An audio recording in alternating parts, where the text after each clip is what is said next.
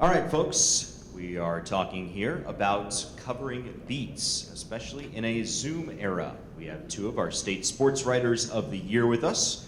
From North Carolina, we have Joe Person, and from New York, we have Donna Ditota. I'll turn it over to them. Hello, everybody. So you guys are all the people who did not go see Ernie Johnson. I'm noticing that. Okay, well, I'm Donna Ditota, and I work for the Syracuse Post-Standard, syracuse.com. I cover college basketball primarily. I cover ACC basketball. And I've been with the newspaper for a very long time, 36 years. I've done a variety of things over those 36 years. I covered some NFL with the Bills. I've covered some minor league baseball. But primarily, I mean, I'm extremely tall. I don't know if you can tell by staring at me up here on the dais, but I'm 6'1". I play basketball at St. Bonaventure. That's been my sport of choice over the years. So I've floated in and out of the basketball beat. But I've been there, you know, this is my second iteration as a basketball beat writer, covering Syracuse's basketball team and Jim Boeheim for all of those 36 years. So I will turn it over now to Joe. Hey guys, thanks for being here. I told Donna going up against Ernie Johnson that folks in this room are really going to want to be here and learn about beat writing. So, or whatever brought you in here, thank you. And I think we're going to have a pretty laid-back, casual discussion. We want you guys to be a part of it. Like Donna, I have a background in sports. I played football at William & Mary. Was a very poor football player compared to my teammate Mike Tomlin, who was there with me, but was an easy transition for me to want to go into sports. I was terrible at math and science, decent at writing, but yeah. And I told Donna, I said, I think I may have suggested this Zoom topic, just not thinking that Dave would jump on it, because we kind of hate Zooms. Right? You guys know that. It's terrible, but why don't we start with that, and then we can kind of transition to more of a general discussion on beat writing. So why don't you had an interesting thing. Yeah, so Zoom, who has been on it? I'm sure everybody in this room has been on it. And who hates it? Yeah, we all hate it for the reason that nobody wants to be on a panel of people and have some moderator say, yes, you have a question, and that's your only question. And then somebody else asks a question that demands follow-up, and you don't get to raise your hand again and ask another question. So that is one of the worst things about Zoom. The second thing is it's so impersonal. You know, the players don't want to be there. And again, I told you I've covered Jim Boeheim, and he has hated the Zoom era from day one. I'll give you a little bit of background about how I cover Syracuse's basketball team. Jim Boeheim, you may know him for a variety of different ways. Yes, he's brash. Yes, he's bombastic. But he is a reporter's dream. He talks. He calls you back when you call him. He says a lot of interesting things. And the best thing about covering his teams is he has an open locker room. He also has a policy by which you can call up their SID and say, I want to come to practice tomorrow and talk to Jesse Edwards, who is their center. And you show up at practice the next day and you talk to Jesse Edwards. In this day and age of covering college sports, that is extremely rare. So shout out to Jim for allowing us reporters, understanding what our job is, and allowing us to interact with players the way that we have over the years. So Jim, as you might guess, he's 77, and he is not a guy who loves technology. So the Zoom era was the absolute worst. He would get frustrated. He would be this close to the this close to the thing. We couldn't hear him sometimes. There would be static on the line. So you'd have a recording of the Zoom where it would be kind of like him talking like this. Like it was god awful. And he, for the longest time, God love him, wanted us to transition out of the Zoom era. He kept saying, just let him come talk to us. And in fact, in the beginning of 2020, the 2021-22 season, he opened up his locker room again until it got to be the point where I don't remember. I think that was the Delta wave. I don't recall if it was the Delta wave or the beginning of the Omicron wave, where the university got a little stricter about what could happen on their campuses and required more masking. So at that point, we had to go back on Zoom, which again we all hated. So that is my history of Zoom. I still hate it. I'm hoping that I never have to go back to it again. And on to you, Joe. So I guess we should offer some tips on Zoom reporting. I don't know that there is a good way to do it. everyone's getting the same information. And that really might be a nice segue into, like, how do you distinguish or separate yourself, you know, even if it's a guy at a podium. And it's really, you guys all know this, it's just going out and making the other phone calls to talk to people. If they have Brian Burns, the Panthers' star defensive end, on a Zoom, and he says something kind of remotely interesting, and you know the other 20 people, other 20 reporters on the Zoom are going to take that nugget, put a headline on it, aggregate it. So then you just like, and again, this is not, I'm not breaking any new ground here, but okay, I want to call Brian Burns' brother, which I did last summer, and it turned into more of a story, a very cool story about Brian Burns' brother, who had been an NFL player and fallen on hard times and became broke and suicidal and depressed and the whole. So it's just those extra calls, right? Or Brian Burns' coach on a college beat, the parents, the teammates. You know, that's true in the Zoom era, especially, I think, because otherwise you're just going to be writing, you know, unless you want to come at it with an opinion, which is another thing.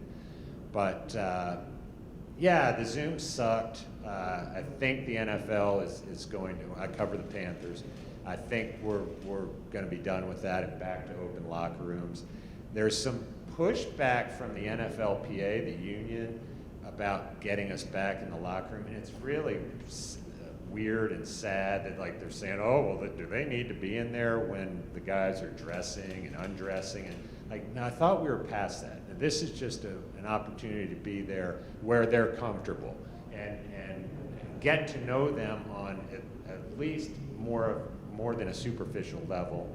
I think we have a distinguished NFL writer in the room today, Jeff Hobson, who really should be up here with us presenting, but covers the Bengals and has at a very high level for probably, 30 years. But I think Jeff and all of us in this room can agree, enough with the Zoom, and take it from there. Yeah, and I mean, people ask all the time about why it's important to be in the locker room, right? And this women in the locker room was a topic. I see that there are two women here. That was a topic, you know, when I first started covering sports 30 some odd years ago. Should women be in the locker room? And those were the days where the guys would all go in the locker room, and we were in the hallway, and they would say, "Oh, honey, we're going to bring some of the players out for you."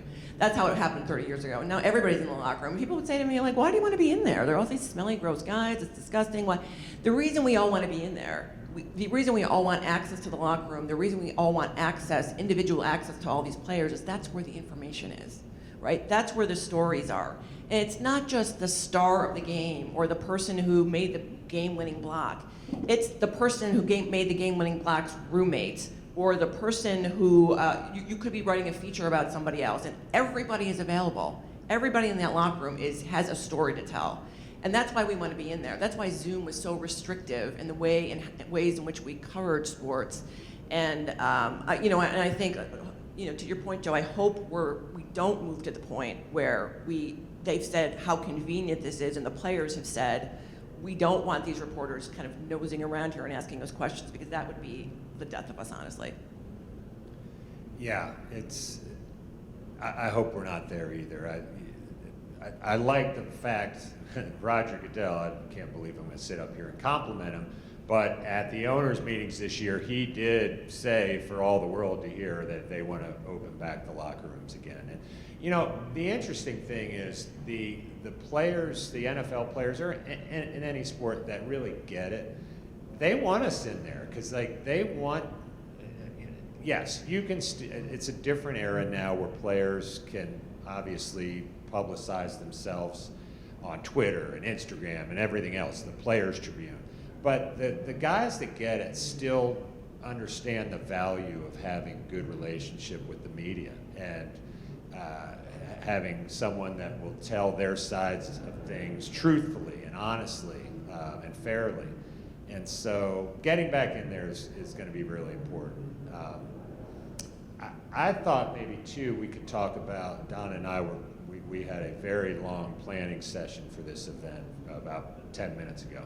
And we thought maybe talk something that's important to me as a beat writer is building the sources, obviously, and networking and being honest and fair, I keep coming back to that, is so important.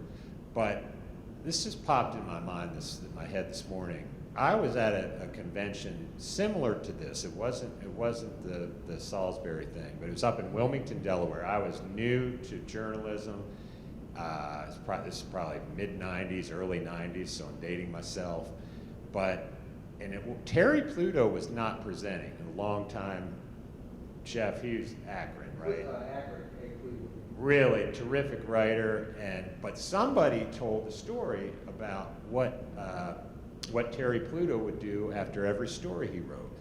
If he called, again, this is before texting, but if he called someone's brother or someone's coach or whoever it was and quoted that person, or even if he didn't quote him, he would go in the next day, get 8 copies of the newspaper, however many he needed, cut out the article, mail each of those 7 or 8 people a copy of that article with a thank you note for taking the time to have spoken to him for his column or for his story. And I was just like blown away by that. And it's easy to do now. I don't have to go in and clip out the newspaper clipping. I don't even work for a newspaper anymore. But I can say, and I try to do this.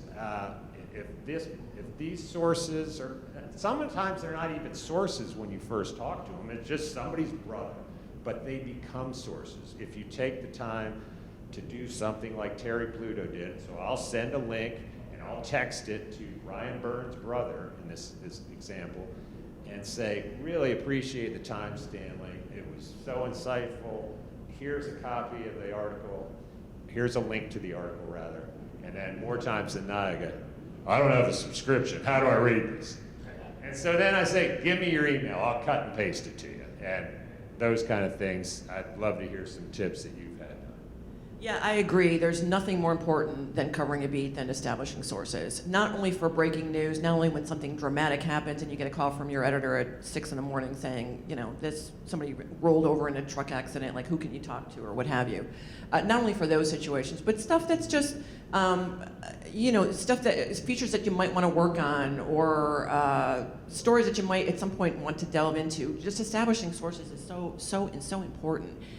Before we had Rolodexes, now we have our phones with a million contacts in there, and being able to sort of swiftly access, like on my contacts, I will put because I won't remember who Joe Jones's high school coach was, but I'll put a little note on my contacts of sort of how all these people are connected, so I will find them a lot quicker, or I will remember their names a lot quicker.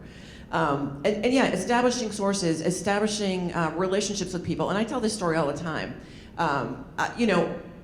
The beauty of being able to go in the locker room or being able to go into to practice and watch practice is you can talk to everybody. You can talk to the team managers, and the team managers know everything. Like, there are people who know so much stuff about the team. You can talk to all the assistant coaches. You can establish relationships and establish rapport with all of these people so that when something does happen that's either dramatic or something that you need some help on, a story, those are the people that you call, and those are the people that you lean on to say, hey, what's really going on with this thing? And it doesn't have to be a 30-minute grilling session. You can just casually walk up in practice and say, hey, what's going on with Joe? I haven't seen him, he's not working on his job, whatever it is. You can just walk up to this person, and they trust you enough that you've been fair enough and that you've been accurate enough over the years. They trust you with information, and that is incredibly valuable in our business. I've tried to reach a point too with some of my sources, the guys and gals that I trust the most and that have come through for me. I don't want them to look at their phone every time my name pops up and go, oh my God, this guy's gonna pump me for information. So, and some of this feels, I'll be honest, feels like kind of brown nosing, and maybe it is, but also some of these folks I've gotten to know on a nice level. And so I'll say, hey, hope you're catching a breather. The NFL is in a slow lull here, a rare lull for the next few weeks. And these guys, the coaches, the players, they all get gone. And so I'll just do something kind of stupid like that, just so like they don't see my number every time, like, oh my God, this guy won. Now what's he won? And so I don't know if it's helpful or not. I've never really gone back and asked him, like, hey, did you get my note about having a great vacation at the beach? But I do, it's getting to have them know you at a personal level, which was hard to do back to the Zoom thing because you didn't have conversations like this. It was just like, you're on that side of the Zoom, we're here. But yeah, I don't know where I was going with that, other than just to say, developing these relationships, having them know you and trust you. I mean, that's obviously the most important thing. And I'll have sources sometimes that'll say like, and sometimes it's ticky-tack crap, but hey, you know, you kind of got my title wrong in that story. It's like, okay. But you know what? I'm not having to run a correction you know, the next day in the paper. I text or Slack my editor and say, would you mind changing so-and-so's title to this? And then I'll text the source back and say, hey, we fixed it. And so those little things I think matter at some level. Yeah. Does anybody have any questions, comments? Jeff, you have a question. I was going to ask you, Donna, if you were you covered when Boeheim hit the desk?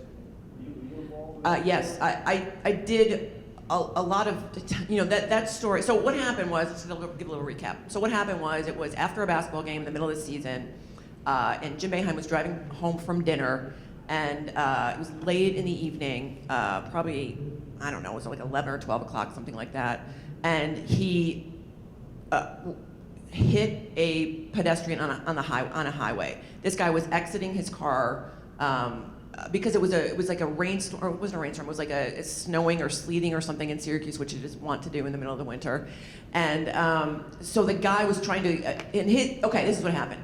The guy was in a car with 3 different people, and their car slid off the side of the road into the median, to the center median. And the people who were in that car thought they were sort of sitting ducks sitting there in the road on the median. So they were trying to scramble across the road to safety on the other side of the road. So it was not a particularly well-lit part of a highway. And Jim was driving home and hit the last guy to try to make it to safety across. So, and the guy ended up dying. And obviously, yes, got a call at 6 or 7 in the morning because somebody from our news staff had gotten a tip about it. And so then at that point we just had to call, you just call a whole bunch of people, at 7 or 6 or 7 in the morning. And I was in a deep, deep sleep. I don't know how I'm not an early riser. I'm a sports writer. We cover stuff at night. So I was like, and I was so confused when my editor called me. I was like, it was not even sinking in. What do you mean he hit somebody? Like, what are you talking? And so yeah, then everybody shifts into motion. You call the people, and the first thing they wanted to know was, had he been drinking, right? And I knew that he was not a drinker. He's a guy who does not drink alcohol. So you could at that point start building what you do know about him and what you did know about his habits that day, what he does after, and then the newspaper people handled a lot of the actual accident scene and all that. And nobody around Jim was talking. Jim wasn't talking. His wife wasn't talking. Which of course you wouldn't expect them to do. But yeah, that was a early morning phone call that you do not expect to get because we had just covered the game the night before. Business as usual. Yeah. Similar-ish situations to that, or a question for Joe, Donna, Yeah, okay. as well.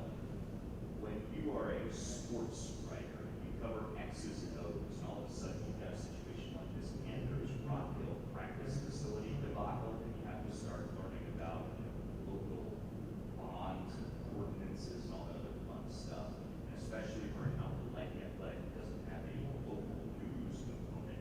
How do you go about learning those things to be able to accurately present the information from that story? Yeah, that's a great question. So those of you who are not familiar, the Panthers were going to build this highfalutin bells and whistles headquarters in Rock Hill, South Carolina, which is a municipality 30 miles south of Charlotte. And they got a bunch of public money.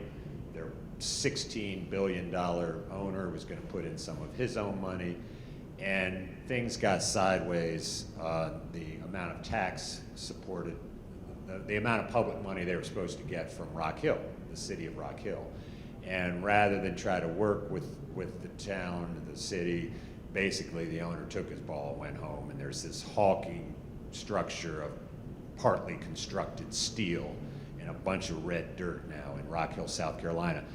And all of which, I will raise my hand and be the first to admit, is over my head when it comes to public bonds and all this kind of stuff, and construction lawsuits.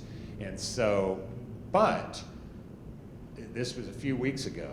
I'm at my kid's baseball practice. I dropped him off. This is the life of the beat writer, as Donna was just kind of detailing. And I was taking a walk. I was going to kill some time, and I get a tip from a guy who had a connection to the project, and he said, they are pulling the plug on this thing tomorrow, and it sounds like Tepper is going to declare bankruptcy.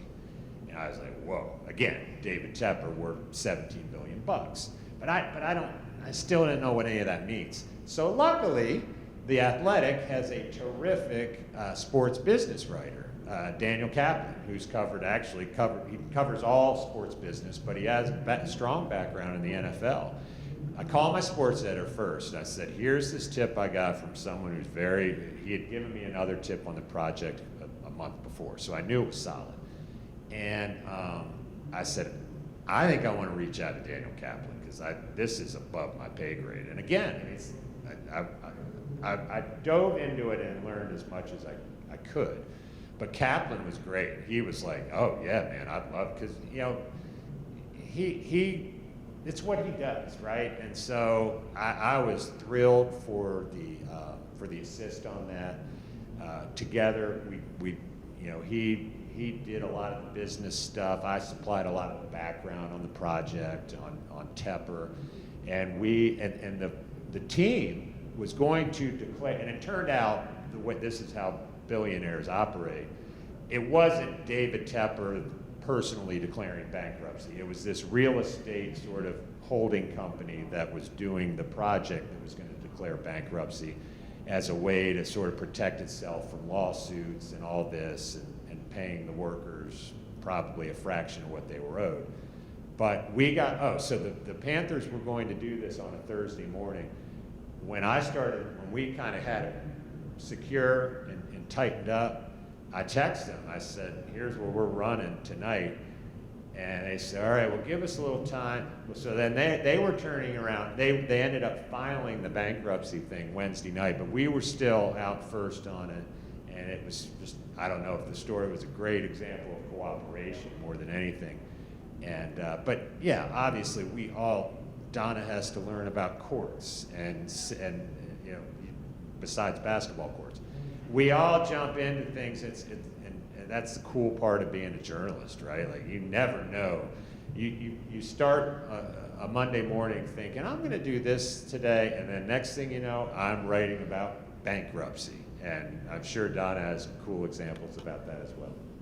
Yeah, I'm trying to think of a cool example, but I actually like doing that kind of stuff. I actually like kind of straying from my familiar, just because I've done it for so long. It's good to get thrown a curveball every once in a while and see if I can hit it, and it's just a challenge to me. And I'm actually interested in a lot of other things. I'm interested in government. I'm interested in a lot of other things. So when these situations come up, we always do have, we've got a million, we do have a city desk, people who cover crime and people who cover all this other stuff.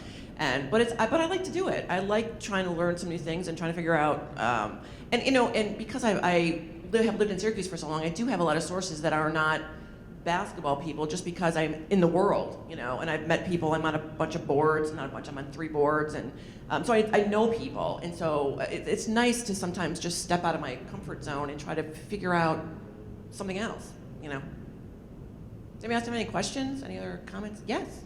You both mentioned how much you guys hate Zoom, but do you think that there's any athletes, coaches, during COVID, what are the benefits of Zoom, if any? I mean, I guess you can interview coaches in your underwear.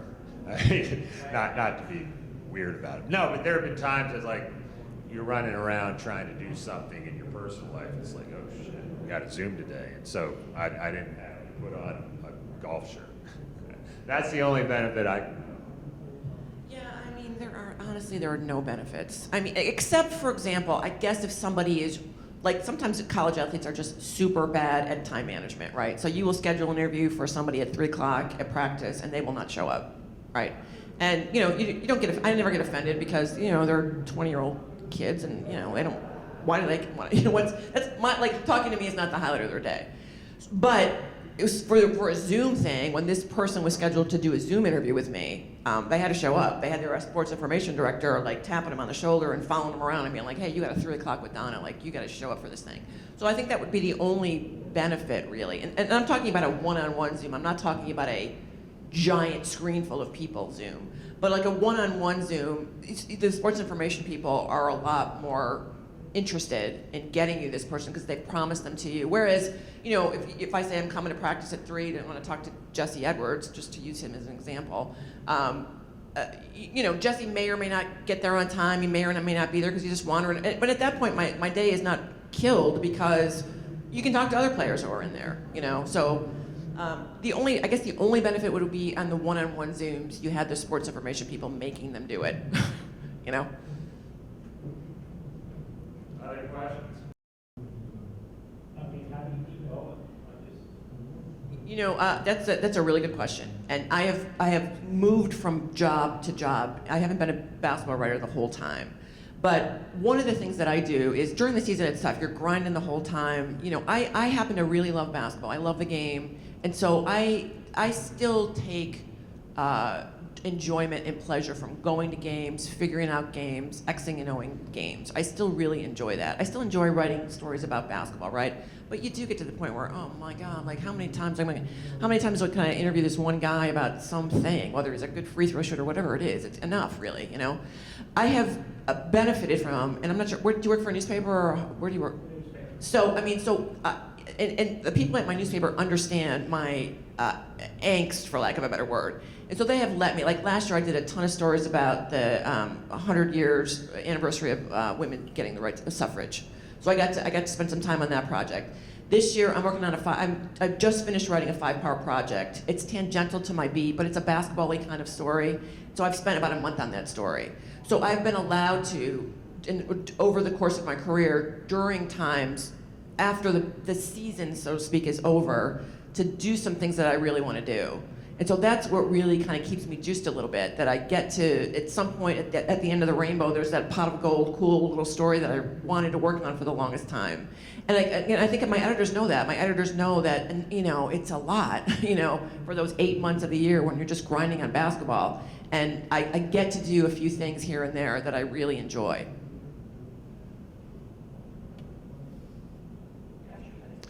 Yeah, interestingly, the things that would kind of wear on me, I was newspapers for 25 years, whatever it was, before the Athletic called.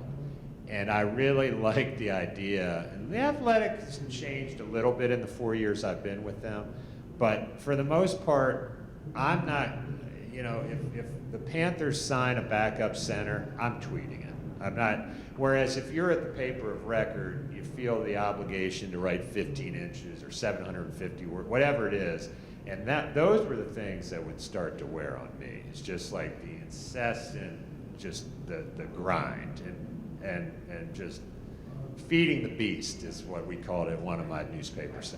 And it was terrible. And the Athletic, again, it changed a little, but still for the most part, they're like, I'll text my editor and I'll say, hey, they just signed so-and-so. It's usually a transactional thing, but sometimes other stuff is like, just tweet it, you know, or we have this brief section now, which is kind of very, basically our version of tweets, and we'll say, just put it on the briefs. And that's been so freeing.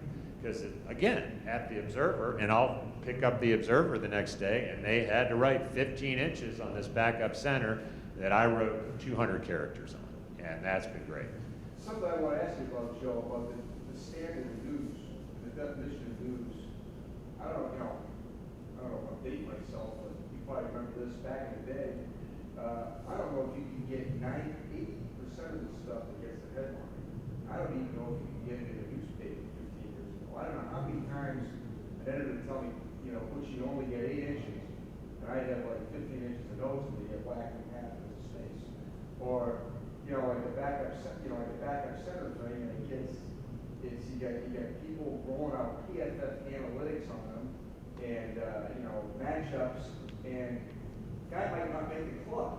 You know what I mean? And yet that's his headline. And back in the day, it might have been a second bill. Right. You know, and now it just seems like everything is news, but it's not. No.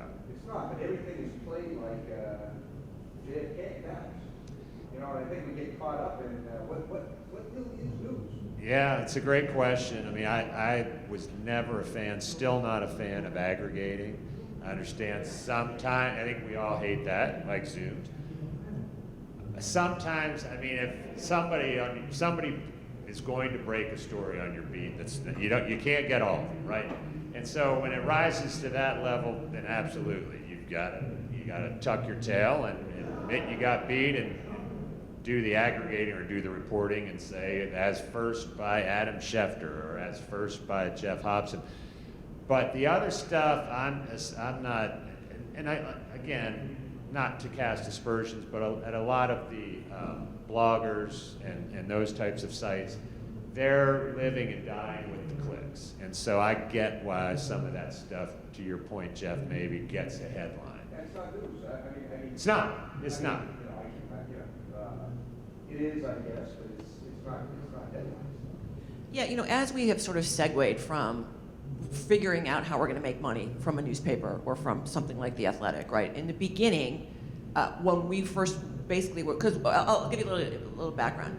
So Syracuse.com in the beginning, everybody just let all of our stuff go for free, right? You put stuff online, it went for free, and at that point we were determining that as much stuff as you can get up on there, whether, you know, Jim Jones made the first cut of the USA Basketball Under-19 team.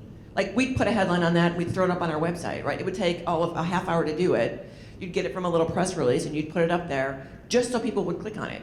Just so we would have some news up there and to get motion on our website. We have this river thing that happens, and then they wanted to keep replenishing the river. We've since moved away from that model, thank Jesus, because, you know, everybody has Joe Jones made the first cut of the Under-19. And so what makes our product special? What makes our product interesting? And what we've decided is what all of us as reporters believe is true. Reported news, right? Stuff that we find that nobody else can find. And so now we have gone to, you have to pay, and it's interesting to note that in Syracuse, the first things that they wanted subscribers to pay for were sports, right? You could get news for free. Now you have to pay for news too, but you could get news for free, but in the beginning you had to pay for sports, and you had to pay for certain sports. You had to pay for Syracuse basketball, you had to pay for Syracuse football, you had to pay for high school sports, because those were all ways they thought that they could monetize our website. And now you have to pay for everything. So what I think has happened over the course of our journalism careers over the last 7 or 8 years is our news organizations are understanding what's valuable and what's not valuable. Now, I'm not going to say, like, when John Rothstein tweets out Syracuse is playing Illinois in the ACC Big Ten Challenge, yeah, we'll put that out there. We'll put a little headline on that and say, here's who they're playing. We still do that, but we don't do nearly as much as we do. And like I said, I've been working on this project for like a month. I've done 0 aggregating during that time. I've done nothing. You know, I've done other reported stories. I've gone to do a couple of other profiles about kids Syracuse has recruited, but I've done 0 aggregating or 0, like, you know, here's the game they're playing on December 6th or something like that. Well, that's just, I mean, the stuff you're reporting on is the stuff that's going to be read. Exactly. And yet you have to fill, you know, I mean, it's, I mean, I call it, you know, with MASH, it's meatball surgery. You know, we're meatball journalists, unfortunately, you know, to try to get out of that. Trying to save yourself, give it something to eat. Right. Well, what we're all paid to do. We're not paid to read somebody else's story and regurgitate what that person wrote. That's not what we're here for. And to me, that is a complete waste of our time as journalists and as reporters. We should be out there getting information and telling people about the information that we're getting. And that is, but that's long been an argument I've had with editors over the years, and they all know how I feel, and I think they all know that's how all of us feel. But there's a corporate level. There are people who are paying our salaries who may want something different, and that's when you've got to just suck it up and do it. What else, guys? Go ahead. So I called it women's basketball at UNC, so I'm very familiar with the whole Hillsman a lot. When your publication applies to a relationship with the university, how do you handle what is going to be a full-blown PR dumpster fire for the university? Well, I don't cover women's basketball, but I do know vaguely how we approached that. I mean, so for all of you who don't know what happened, Quentin Hillsman used to be the women's basketball coach at Syracuse University. The Athletic did a very long, detailed, good piece, but one of my friends, Dan O'Neill, worked on that story. And to say that over the years he had physically and verbally abused his players. So the story was extremely explosive, just in general, I think, nationally, and particularly explosive in Syracuse, where it happened with a coach who had brought that program from a spot where they didn't win any games, like they were terrible, to a point where he was getting a lot of really good recruits, and they were going to the NCAA tournament, to the one point went to the Final Four in the NCAA tournament. So he took them from a terrible program to a good program, and then all of these accusations were leveled against him and his program. And what we tried to do was we tried to go back and re-interview, re-talk to a lot of the people who we thought had talked to the Athletic. And that did not go well. None of those people wanted to talk, basically, and to re-talk, I would guess. So that was just a story where we just got crushed on that story. The Athletic had a great story. They worked for months on that story, and then you're just backpedaling, trying to get as much as you can at reactionary stuff to what had happened.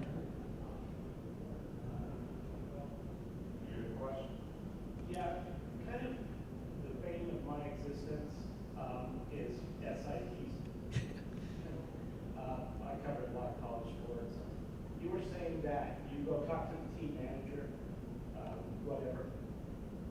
The schools I've covered have basically told people, you're not allowed to talk to the press. And they've told the team managers, even the medical people. The SID is kind of the gatekeeper of that. How do you just navigate around that? So that's a really good question. I'll give you a good example in Syracuse. So in Syracuse, there's a football program, Syracuse University football, Syracuse University men's basketball. The women's basketball works a lot like the football program. So let's put the women's basketball in with the football. Men's basketball, like I said, is a dream because Jim lets you come to practice. He lets you talk to whoever you want. You can call him up and he'll answer your questions. You can talk to any of his players one-on-one. You can go and talk to his man. You can talk to his assistant coaches. The football program, completely the opposite. They have a closed locker room. You can't talk to any of the assistants. And I don't think it's quite as strict with women's basketball, although there's a new regime, and Felicia Leggett, who I actually played against, is now the new women's coach, which we're all interested to see how it is, because she's a real PR strong kind of gal. Anyway, segueing. Those football guys, I feel bad for them every single day because they're subject to the whims of whomever the sports information director provides for them to talk to. And it is a completely different job. Their job is completely different from my job. And we're constantly trying to scheme, like how they can get better access to these players. I don't understand it. And I have talked to sports information people about it too, is that especially with a sport like football, nobody knows who these guys are. They all have helmets on. They don't know what they look like. There's so many of them, it's hard to know too much about them personally. And as a brand, you would think that you would want reporters talking to these guys. Not every story we do is, you punched your grandmother or something. Not every story we do is a bad story. I would say the overwhelming amount of stories we do is we try to tell people sort of what's going on, either with players or with teams or with some kind of circumstance or what have you. So I have talked to sports information people over the years about, I don't get it. I don't get your closed door mentality about it. Why don't you let us in to talk to these people? And it has not worked at all with football. But again, I don't cover football.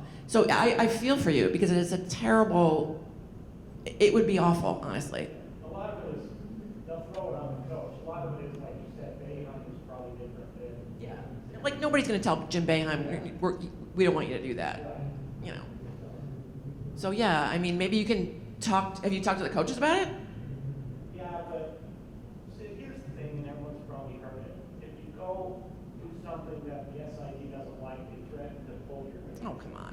Which Come on. they'll never do. They're never doing it. PR disaster. Right. They're never doing it. But that's what they hold over your head. And then they also hold over, well, we're not going to work with you when you request, everyone makes requests, or I want to talk to a certain Yeah. player. And if you're sideways with the SID, and they say, well, I'm not going to help you out because you went behind my back and did this.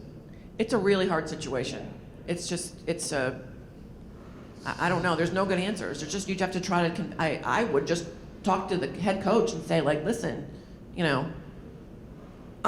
what I do is good for, it's going to be good for you. We want you, don't you want people to come onto to the games to understand who these players are, understand more about your team? It seems like to me the more people know about the team, the more interested they are in coming to the games or watching the games.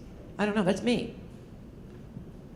My experience with that, I had covered colleges for most of my early years in the business and had this opportunity to go to Charlotte and cover the NFL. And it was a little daunting because I felt like all my sources were at the but one of the really big draws about it was exactly what you're describing. I remember interviewing kids, athletes at Georgia Tech, and the SID at the time would like kick them under the table, like, don't go down that road. That I was like, oh my goodness, like, this is ridiculous.